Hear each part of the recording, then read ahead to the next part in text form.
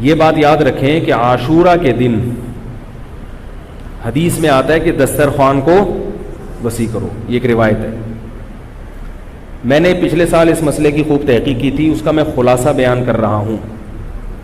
عاشورہ کے دن دسترخوان وسیع کرنے کے بارے میں جتنی بھی حدیثیں ہیں کوئی بھی صحیح حدیث بولو بھائی نہیں ہے. پہلی بات تو یہ ہو گئی. دوسری بات یہ، اگرچہ صحیح حدیث نہیں ہے مگر کثرت طرق کی وجہ سے سندیں بہت ہیں، روایتیں بہت ہیں، تو جب ضعیف حدیث کی سندیں زیادہ ہوتی ہیں تو وہ درجہ حسن کو پہنچ جاتی ہے، قابل قبول بن جاتی ہے. تو اس بنیاد پر عاشورہ کے دسترخوان وسیع کرنا، لوگ دیکھا ہوگا نا عاشورہ میں اپنے گھر والوں کو بہت کھلا رہے ہوتے، تو اس کے بارے میں علماء کی دو رائے بن گئی.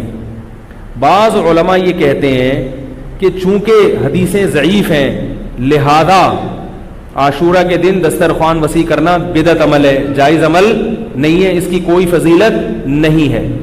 یہ عرب کے بعض علماء کا یہ مذہب ہے.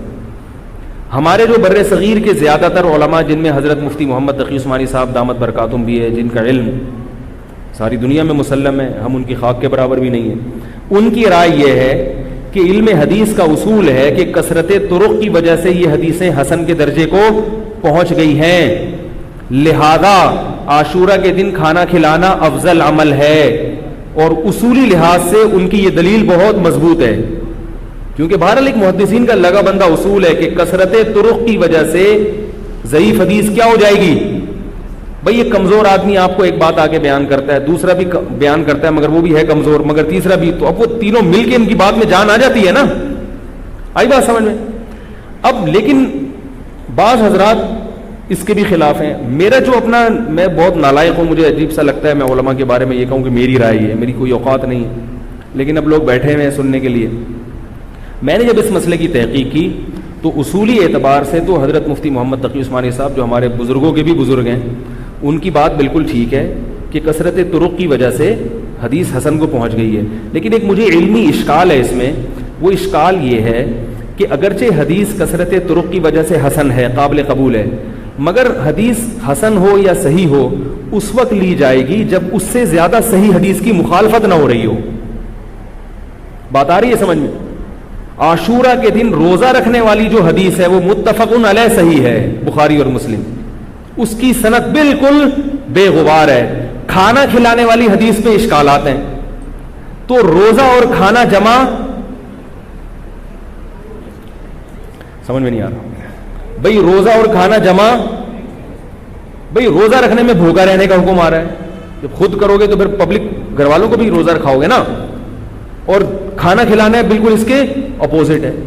تو اس لیے مجھے اس بارے میں علامہ ابن تیمیہ رحمہ اللہ تعالیٰ کی رائے زیادہ صحیح معلوم ہوتی ہے کہ وہ کہتے تھے کہ بعض شامی لوگوں نے یہ حدیث گڑھی ہے اور ان کا مقصد تھا شیعہ لوگوں کی مخالفت. بعض سنیوں نے شیعوں کی مخالفت میں بھی غلو کیا ہے.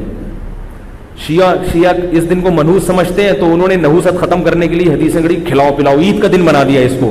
سمجھ میں آ رہی ہے بات؟ تو شیعہ کی مخالفت میں بعض لوگوں نے ایسی روایتیں گڑھی ہیں کہ تاکہ یہ دن کھانا پینا ہو، اور روزے میں تو ظاہر ہے صبر کرنا پڑتا ہے نا، تو شیعوں کی مخالفت میں غلو کیا ہے بعض لوگوں نے. تو اس لیے میری جو ذاتی ٹوٹی پھوٹی رائے ہے، ناقص رائے ہے کہ روزے والی حدیث بہت مضبوط ہے اور یہ جو کھانا کھلانے والی حدیث ہے یہ اس کے اپوزٹ ہے. اگرچہ یہ بھی حسن ہے لیکن جب زیادہ صحیح حدیث کی مخالفت ہوگی، احناف کا، فقہ حنفی کا تو اصول ہے کہ خبر واحد اگر قرآن کے خلاف ہو تو وہ قابل قبول نہیں ہوتی. خبر واحد چاہے بخاری کی ہو، اگر حدیث متواتر کے خلاف ہوگی تو بھی قابل قبول نہیں ہوگی، چونکہ جب زیادہ طاقتور چیز آ جائے گی تو اس سے جو کمزور چیز ہوگی اس کو ترک کر دیا جائے گا. اب ایک آخری بات میں کہ بعض علماء اس کا جواب دیتے ہیں کہ بھائی عاشورہ کے دن روزہ بھی رکھ سکتے ہیں اور افطاری میں دسترخوان وسیع بھی کر سکتے ہیں، تو یہ حدیثیں جمع ہو سکتی ہیں. اور بعض نے یوں تطبیق دی کہ خود روزہ رکھو لیکن گھر والوں کو بولو بھائی خوب کھلاؤ پلاؤ، دن میں کھلاؤ. تو میری نظر میں یہ دونوں تعویلات بعید ہیں.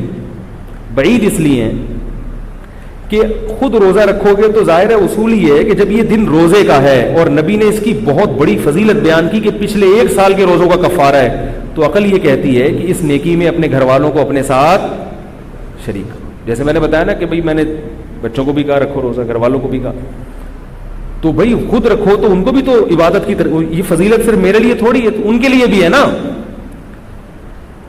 تو جب آپ کھلائیں گے تو روزہ تو نہیں. اور یہ جو رہا مسئلہ کہ افطاری میں پبلک کو افطاری میں دسترخوان وسیع کریں, یہ دو وجہ سے دل کو لگتی نہیں ہے یہ تعویل. ایک تو یہ کہ افطاری میں تو ویسے ہی دسترخوان وسیع کرنے کا دل چاہتا ہے, بچوں نے روزہ رکھا ہوا, آپ نے روزہ رکھا, تو یار سموسے پکوڑے تو ہونے چاہیے نا. افطاری تو ایسی چیز ہے کہ اگر جیب میں گنجائش ہے تو چاہے عاشورہ کا دن نہ بھی ہو ویسے بھی دسترخوان وسیع کرنا چاہیے, اور گنجائش نہیں ہے تو عاشورہ کے دن ہو تو بھی نہیں کرنا چاہیے. گنجائش نہیں ہے تو کہاں سے کرے گا دسترخوان. دوسرا یہ کہ عاشورہ کا دن مغرب کی نماز کے بعد تبدیل ہو جاتا ہے. وہ عاشورہ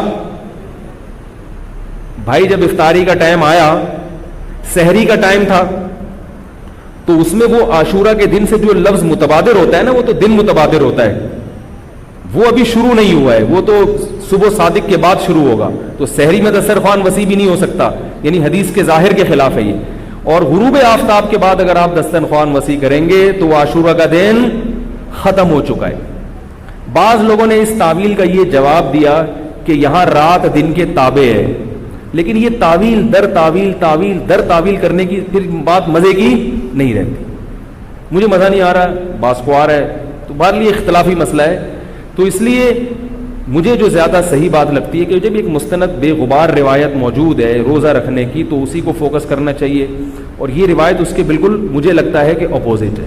تو میری رائے یہ ہے کہ دسترخوان وسیع نہیں کرنا چاہیے. ویسے تو جب چاہیں وسیع کر لیں, بچوں کو خوب کھلائیں پلائیں, لیکن خاص عاشورہ کے دن اس کی میرے خیال میں کوئی فضیلت نہیں ہے. البتہ اتنے بڑے علامہ ہیں حضرت مفتی تقی صاحب, ہم ان کی خاک کے برابر بھی نہیں ہیں, تو ان کی رائے کو اگر کوئی فالو کرتا ہے تو بھی ٹھیک ہے. کہ میں یہ کام نہیں کرتا, چونکہ مجھے ابن تیمیہ رحمہ اللہ کی رائے اس بارے میں ذرا زیادہ مضبوط معلوم ہوتی ہے. لیکن ابن تیمیہ رحمہ اللہ نے یہ دلائل نہیں دی ہیں, انہوں نے روایات سے بحث کی ہے اور اس میں تھوڑا سا تشدد کیا ہے انہوں نے, کیونکہ وہ روایات کے ضعیف قرار دینے میں تھوڑے سے متشدد مشہور ہیں. لیکن یہ کہ مجھے پھر اس میں یہ جو دلائل ہے نا جو دوسرے اس کے ساتھ ملائے ہیں, ان کی روشنی میں ایسا لگتا ہے کہ یہ عاشورہ کے دن جو کھانا کھلانے والی روایت ہے یہ اتنی زیادہ مضبوط